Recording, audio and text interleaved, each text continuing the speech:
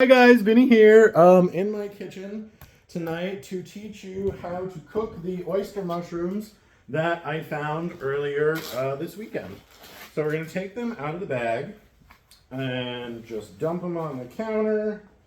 Make sure they still look good. Remove any bits of debris or bugs. I don't wash my wild mushrooms because I think it ruins the flavor, especially the oyster mushrooms, as they're pretty mild to begin with. But you kind of just want to sort them into different sizes and see what you've got. Here, they smell just wonderful. So I'm going to be cooking these in the frying pan tonight for myself, and we're going to saute them in a little bit of butter just to begin with. And we're going to get to that in just a second while I finish sorting these out.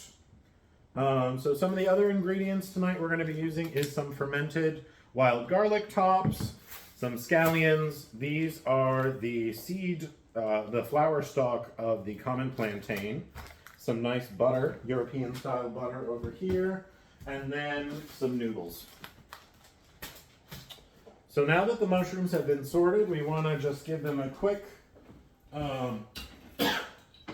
chop, the ones that we're going to use, and get them down to the size that is appropriate for this meal. So I'm kind of cutting them into strips like this. Not too big, not too small, but still big enough that they can be seen in the frying pan. Now remember, mushrooms will shrink as you cook them because there is a lot of water in them, so we are going to do a little bit more. And whatever I chop that I don't use tonight, I will throw into a tincture.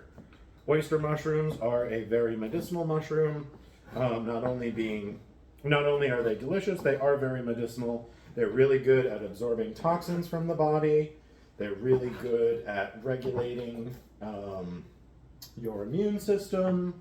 And they also just taste fantastic. So now that these are done, we're going to go over to the stove. All right, so the stove is over here. Let's get you guys down so that you can see. All right, there we go. All right, so now that you've got a view of the stove, this is my water that I'm boiling for the pasta. Salted, of course. And now we're just going to heat up the frying pan. Use European style butter because it tastes much better. This is Polish butter that I get from a local deli in my neighborhood. They have really, really good food, not to mention this excellent, excellent butter. So as that butter starts melting, we are going to throw in some of the fermented greens because they need to cook down just a little bit. They are a little tough still. So I'm going to do that right now.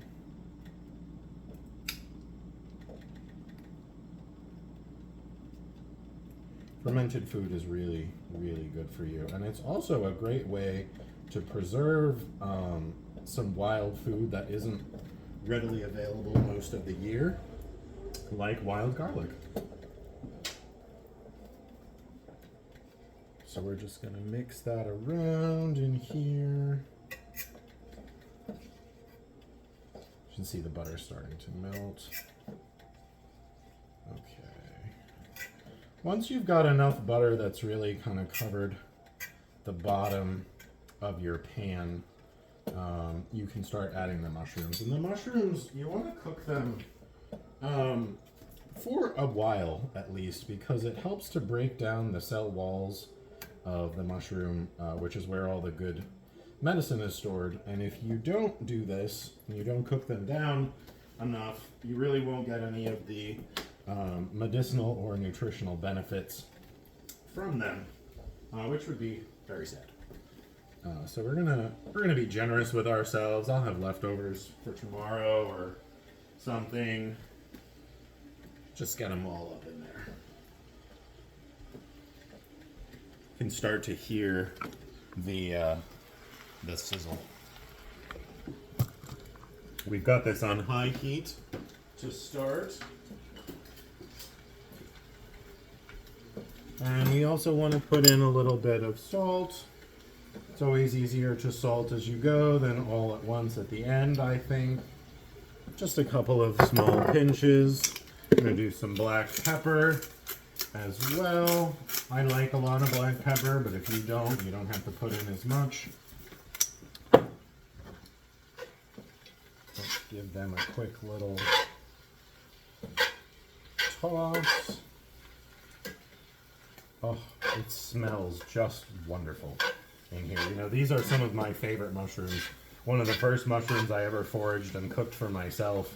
And I still think of that very often. And actually, what I'm going to do in here, I'm going to put in a little bit of nutmeg, which may sound kind of unorthodox for mushrooms, but actually is very common in a lot of Italian recipes, especially ones with a little bit of cream in them. The nutmeg really helps to bring out the warmth of this food. And so I'm going to throw in just a little bit. This is a nutmeg. I don't know if you can see that, but it's a whole nutmeg piece right here, and I've just shaved off maybe once or twice just to get a little bit going in the pan. And put it back in the freezer right now. Give these another quick toss. Wow, that smells so good. I'm sorry that the video doesn't also capture smell because it's buttery and meaty and mushroomy, and it smells like the forest, and I am so excited to eat these. Last year I had so few that I only had enough for medicine, so I haven't actually had any wild oyster mushrooms in quite some time. I'm going to get the lid for this pan so they cook a little bit faster. I just got off of my shift, so I'm a little tired, I'm a little hungry, and I figured we'd do something really quick. I'm going to put some scallops in here as well. I really happen to like the sea scallops, and they had them at Stop and Shop for a good price, so I thought, why not?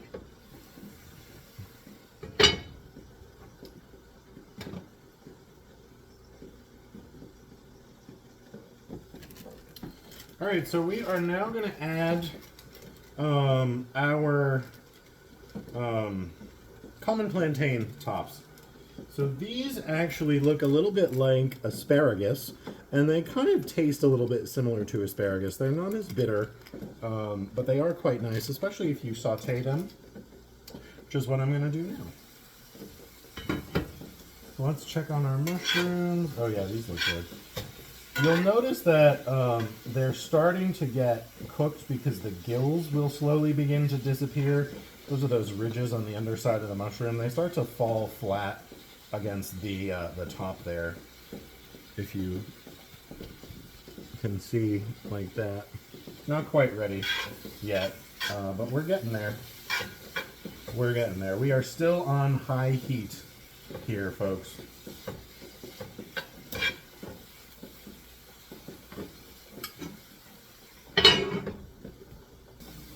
Alright, so these oyster mushrooms are about ready for us to add the rest of the ingredients. You can see that they've reduced considerably, and the gills, as I was talking about before, are very hard to discern from the rest of the mushroom. So these have very prominent gills when they're fresh, and now looking at this from a side view, you can hardly see them at all. Some of them in here are not quite cooked all of the way, but that's okay because we still have some cooking left to do. So I'm going to throw in some scallions right now, and these are bigger pieces than I would normally do, but I thought it would be kind of nice, a different shape, a little bit of a different texture. This is the white part of the scallion, but you could use the green as well. Just maybe throw that in a little bit later because it takes a little bit less time to cook, and you want to preserve that nice bright color. We're also going to throw in those common plantain tops right now. You just want this part up here, the little like bumpy asparagus looking part, the stem, we're going to discard. Well, actually, we're going to save it for our stock bag. I keep a bag of vegetable scraps and meat scraps in the freezer, and I make stock with it when it gets full. All right, so I'm going to put the lid back on, and we're going to let this cook for another few minutes. All right, so we're taking the lid off now because we're going to add our scallops. Now, you may notice that I am using frozen scallops instead of thawed. I'm using the frozen ones because I really don't like them to be terribly cooked at all, and I've found lately that by cooking with frozen seafood, you get a little bit more of a grace period than you would if it was fresh. If these were fresh, you'd have about 2 minutes in here, and then they would start to become overcooked, at least in my opinion. So I'm just adding a little bit of salt to our frozen scallops that we just added in, along with the common plantain tops, to the oyster mushrooms, garnished with a little bit of black pepper, seasoned with a little bit of black pepper and some salt. Give them a quick toss.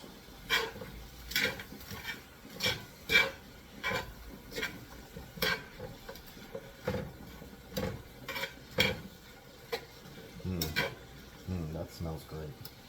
All right. Put the top back on. And we're going to put our pasta in right now. You can see the water is boiling nicely. Just going to throw this right in. These are some Asian style noodles that I got from the Korean grocery store around the block from my apartment. But you can certainly use any kind of pasta that you want. This is the one that I happen to have had in my apartment, which is why I'm using it. Need a little bit of water in there.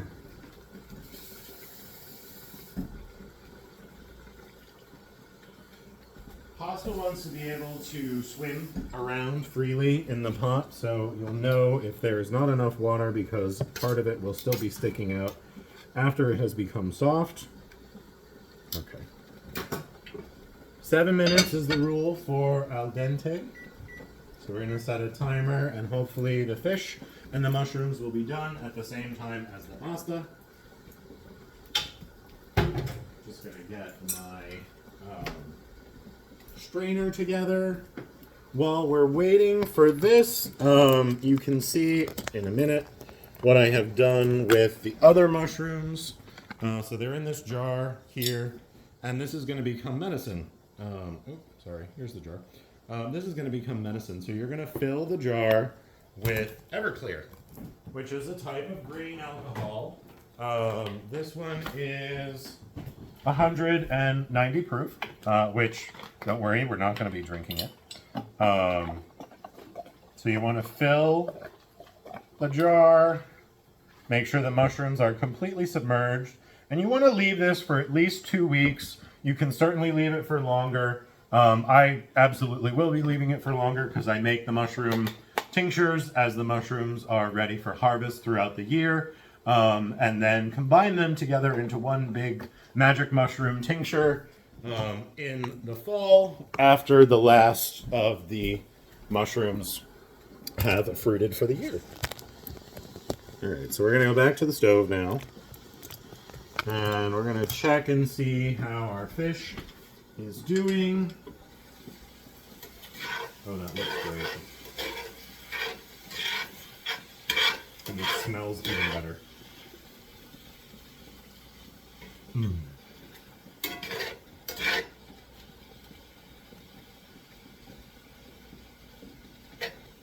We are still on high heat here, folks. Pasta's starting to boil over a little bit.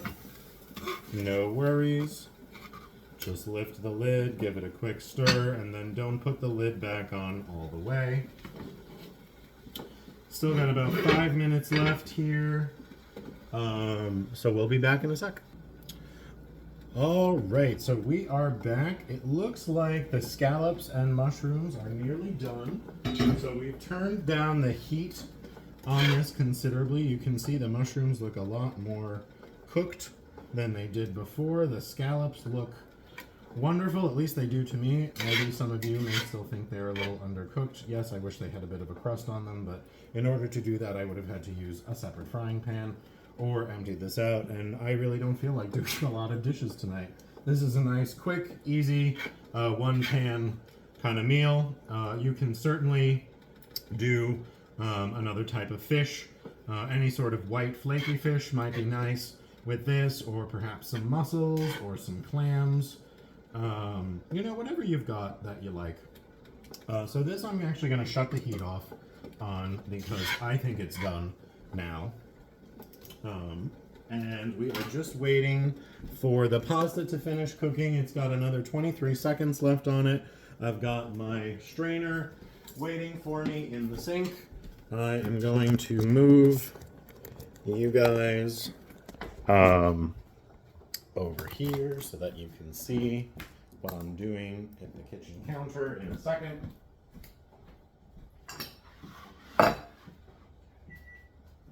There's the timer. The pasta is ready. Ooh, that's hot. Always forget with cast iron that the handles really heat up as well, and you should pick them up with oven gloves so you don't burn yourself. All right, so we're gonna strain this pasta really quick. You wanna put some water in the pot so that the starch doesn't get stuck and it makes it easier to clean. And then I'm gonna throw these noodles right in with the scallops. Give them a quick toss so that the noodles get accustomed to the flavor in here. Oh man, that smells just fantastic. It smells like summertime and foraged mushrooms in June, which is exactly what these are. Foraged mushrooms in June. So we're going to do a little bit of plating now. Here's my plate.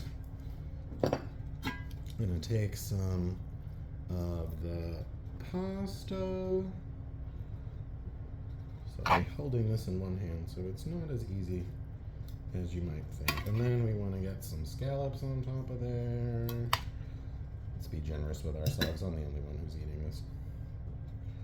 All right, one more. And then some of the oyster mushrooms on top. And then we're gonna do a little bit of garlic, wild garlic infused olive oil, just to kind of finish it. I have some breadcrumbs over here, and I like the breadcrumbs because they add a little bit of crunch to your pasta.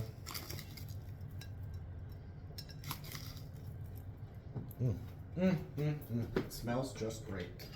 And we're gonna put on a little bit of grating cheese, because what's Italian food without grating cheese? I will be right back. I'm gonna get a sprig of parsley or maybe some fresh chives. No, I got some parsley. Okay.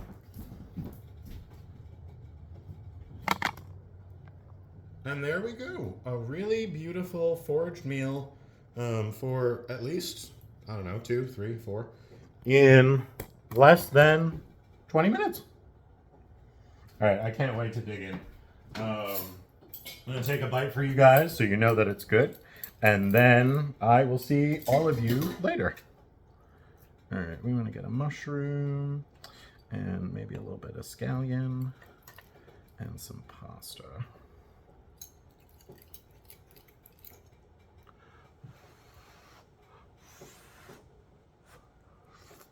Mmm. Mmm.